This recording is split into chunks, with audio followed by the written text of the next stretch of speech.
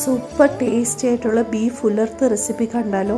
അതിനായിട്ട് കഴുകി വൃത്തിയാക്കിയ ബീഫ് കുക്കറിലോട്ട് ഇടുക. അതിലോട്ട് ചെറിയ ഉള്ളി സ്ലൈസ് ചെയ്തതും ഇഞ്ചി വെളുത്തുള്ളി പച്ചമുളക് പേസ്റ്റും പിന്നെ മഞ്ഞൾപ്പൊടി, എരിക്ക് ആവശ്യമായിട്ടുള്ള മുളക് പൊടിയും കുറച്ച് മല്ലിപ്പൊടിയും മസാലപ്പൊടിയും എരിക്ക് ആവശ്യമായിട്ടുള്ള കുരുമുളക് പൊടിയും കൂടി ഇട്ട് ഉപ്പും കൂടി ഇട്ട് നന്നായിട്ട് വഴറ്റണം കേട്ടോ. ഇതിലോട്ട് വെള്ളം ഒഴിക്കേണ്ട, കാരണം ബീഫിൽ നിന്ന് തന്നെ വെള്ളം ഇറങ്ങിക്കോളും.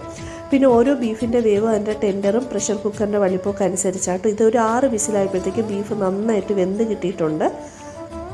അതിനുശേഷം ഒരു ചട്ടിയിലോട്ട് കുറച്ച് വെളിച്ചെണ്ണ ഒഴിച്ച് അതിലോട്ട് നമ്മുടെ സവാളയും ചെറിയ ഉള്ളിയും കറിവേപ്പിലയും കൂടി ഇട്ട് നമ്മുടെ വേവിച്ച ബീഫും കൂടി ഇട്ട് നന്നായിട്ട് വഴറ്റിയെടുക്കണം കേട്ടോ.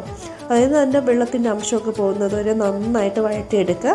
അതിലോട്ട് കുറച്ച് പെരിഞ്ചീരകവും അതേപോലെ തന്നെ ക്രഷ്ഡ് ചില്ലിയും കൂടി ഇട്ട് കൊടുത്തിട്ടുണ്ട്.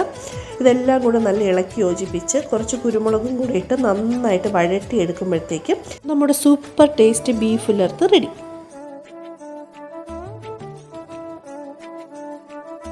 അപ്പോൾ നെക്സ്റ്റ് വീഡിയോയിൽ കാണുന്നത് വരെ Tata bye bye, take care.